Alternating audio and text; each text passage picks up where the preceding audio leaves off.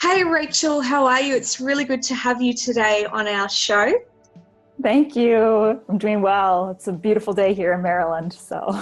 Yes, and you're all the way over there. I'm all the way here in Sydney, Australia. So morning for me, night for you, but we were pretty happy with how this worked out. Yes, perfect timing. We're both awake at least. Yes, that's right. We chose good hours to do this.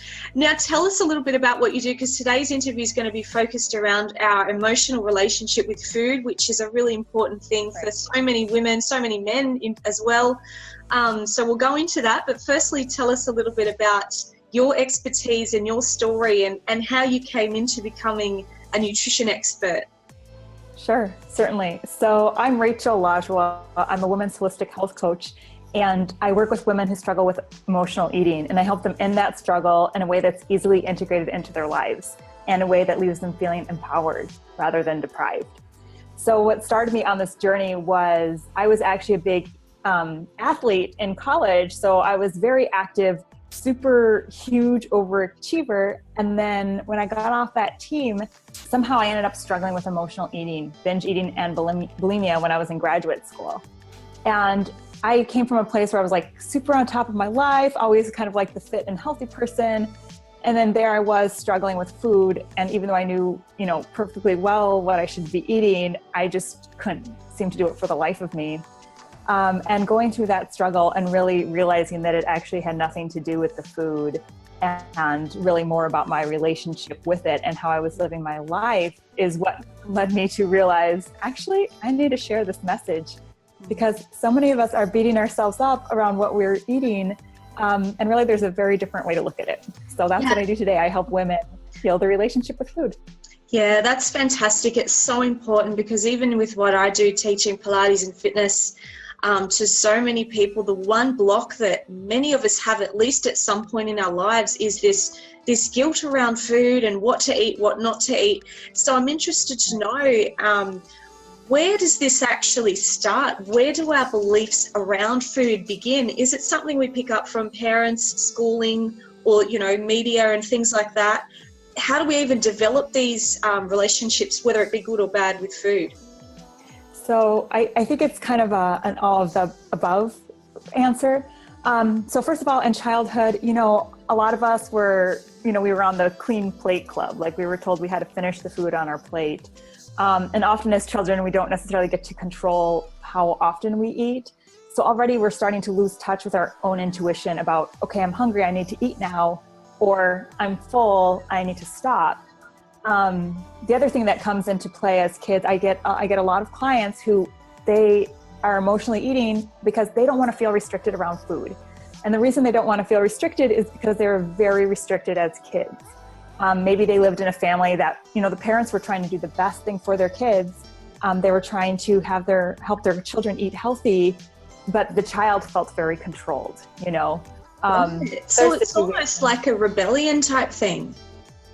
In some cases, it can definitely be a rebellion, Wow. Yeah. And that just impacts on everything else that we're doing. If it's a kind of negative relationship, surely that affects us day to day. And that's what I see as well. And I'm sure you've seen it as well with your clients. How does this relationship impact our well-being overall? So, usually as kids, it's not that big of a deal when we go over to our friend's house and we binge on like nachos and pizza.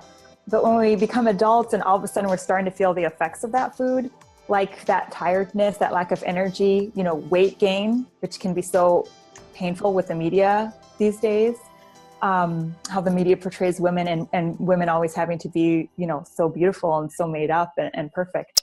So it actually can become kind of a painful thing. And we feel like there's something wrong with us.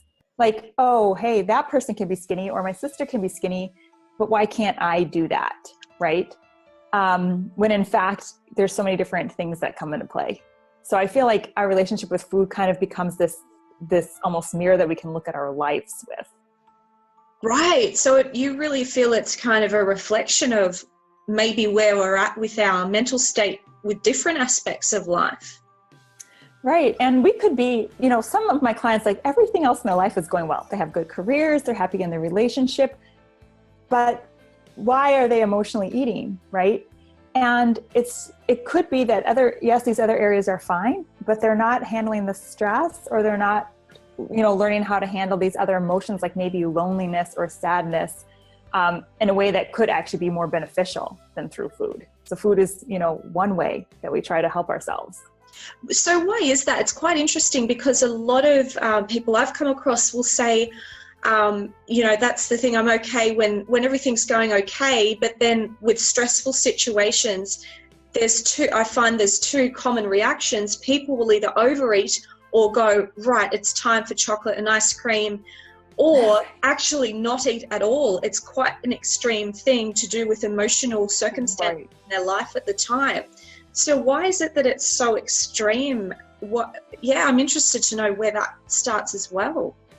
Well, so the extreme piece of it, actually, I find an answer to that when I look at Ayurveda, which is ancient Indian medicine. And in Ayurveda, they have 3 different types. And one type, when they get their body out of balance, puts on weight. And the other type, their body out of balance actually loses weight. So I've made the mistake, which is terrible as a health coach, but I've made the mistake of congratulating a friend like, oh my gosh, you lost weight. You look awesome. You look amazing, only to realize she was going through a very difficult time. So I think it's kind of important that as a society, we sort of let go of that labeling we have around body weights and whether, they're going through a great time or not, because actually it's kind of hard to tell. So, stress is one way that we know to help ourselves, to comfort ourselves. Food is one way we know to comfort ourselves when we're stressed. Yeah. So that is definitely what, big percentage of the population goes to. Yeah. So how can we kind of undo that pattern or belief and maybe not go to food for those stressful times as a comforting factor and use other methods? How can we kind of change that relationship to be more healthy with food? So it's not the go-to thing to do when we're going through a difficult time. Right. So the first step, of course, is to start to recognize the pattern, start to recognize, okay, am I hungry or am I just stressed? And really, we're wanting to let go of any judgment around it. So if you realize, I'm stressed, and you decide to eat anyway, that's totally okay. We're really wanting to let go of the judgment around emotional eating. And so first is just recognizing that that's what's happening. And the second step is to create a list of things that help you deal with stress. And that could be, something like exercise, that could be reading a good book, that could be having a good chat with a friend, whatever, taking a bath, whatever it is, you're going to need other tools other than food.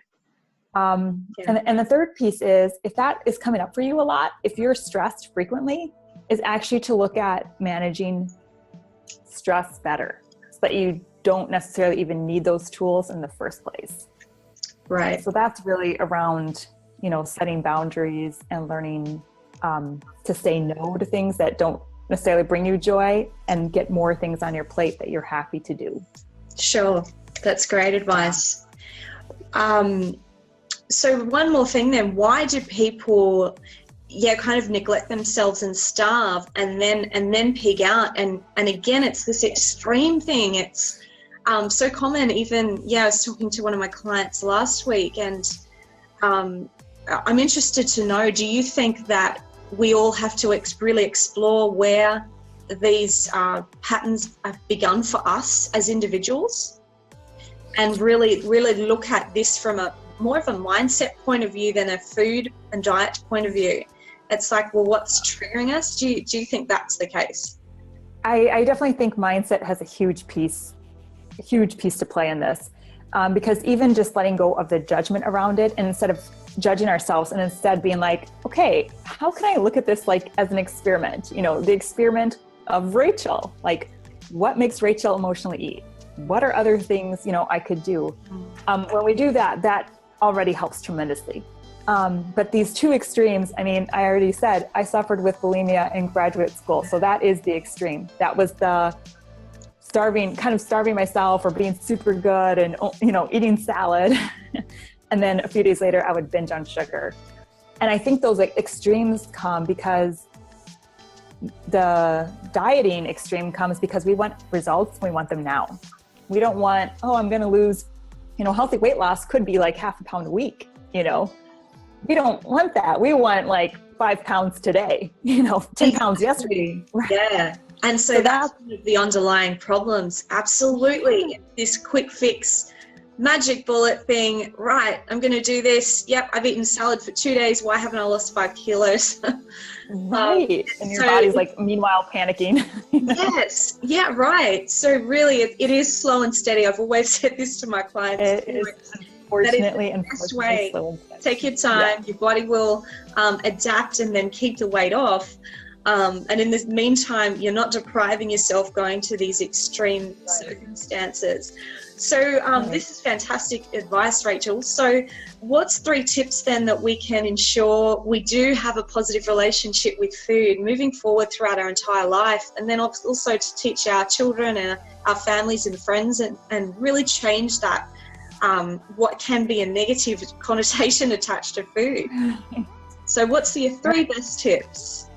So my first one is to realize that actually we are all intuitive people, you know, especially women. We're very intuitive about our bodies, and we've been kind of removed from that. So it's to start to connect to your intuition again about food. And that's, you know, one of the things I already mentioned about maybe keeping a food mood journal where you write down, okay, am I hungry or am I stressed? Am I hungry or am I sad? You know, am I hungry or am I just bored? Right? Yep. So that's connecting to your intuition again about like, okay, what is this feeling actually? The second thing would be to really go out and start those moments when you're realizing, okay, I'm using food, but not for nutrition, not really even for hunger. Trying to find other ways and really seeing it as an experiment, other things that, you know, fulfill those needs, because we don't want to feel deprived. We want to be really kind to ourselves and loving to ourselves. So going out and fulfilling and finding things that fulfill those needs. And I have a list. I suggest everybody just keep a list and just keep finding what works for them. Yeah. And the third thing would be to start finding healthy substitutes around food. So one common thing to binge on is sugar. Yes. And that definitely for me, that's what I was binging on. It was sugar. And, you know, if it's a full-on binge, sometimes it's too late. We're going to eat the worst stuff ever. But oftentimes when we're having those sugar cravings, we could actually make a somewhat healthier substitute. The thing I love to do would be probably try fruits first. Like you're having sugar cravings, try to eat a banana, try to eat, you know, go as sweet as you need to go to get that craving met, but try to find some type of substitute. And then of course, chocolate, that one's almost easier. I always just say, go for the darkest chocolate. Yeah. They can stand and still feel that satisfaction. You know, like milk chocolate, we could eat the whole bar. That's right. But like 75%, you'd be like one square and you're like, nope, that cut it. Yeah. So the third thing is start finding those substitutions, those food substitutions. Yeah, no, that's great advice. So become more intuitive, question why you're eating it, and start to maybe record and journal the reasons why we're eating, and also what we're eating too. I find that when I get my clients to actually write out their food along with their exercise plan, it's a lot more accountable and really gets you to see on paper what you're doing.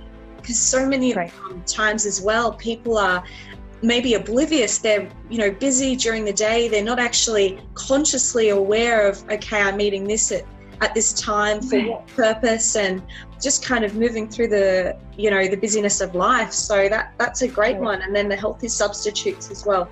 And, you know, we're all going to eat a block of chocolate sometimes. I think I did last week. But I was like, no, I didn't feel, you know, guilty about it. I just thought, well, this is a one-off thing. I'm not going to beat myself up about it. Is that what you suggest as well? It's that kind of, well, if you do that, don't be so. Yeah, I feel like, you know, the whole concept of, you know, ideally the whole concept of falling off the wagon should just almost not even exist. There is no wagon, you know. Yeah, sure, I ate pizza, you know, but it doesn't matter. Tomorrow I'm just eating my normal food. You know, I'm back to doing what's normal for me anyway. So I feel like it's not necessarily falling off the wagon. It's more like, how quickly do you just get back on? You know, how quickly are you like, okay, I ate a bar of chocolate. That was delicious. Yes. You know, now you're back to, you know, normal food, you know? Yeah. So I feel like that's, it's more that. It's more like, awesome, you know? It's exactly like, yeah, enjoy it for what it is at the time, and just obviously that's not the majority of what you do most of your time anyway, so it's cool. Kind of let it go and enjoy it at the time. Yeah, let it go. Yeah. And check in with yourself. Like, you know, one thing I like to do, especially if we're trying to move, if we're used to eating junk food, you know, so falling off the wagon, you know, our normal is still not where we want to be eventually. One thing I do like to do is, hey, check in and see how you feel after, you know, okay, I ate that whole bar of chocolate. Yes. That was delicious. Great. That's or I could be like, you know, that was a little much. Yeah. Right.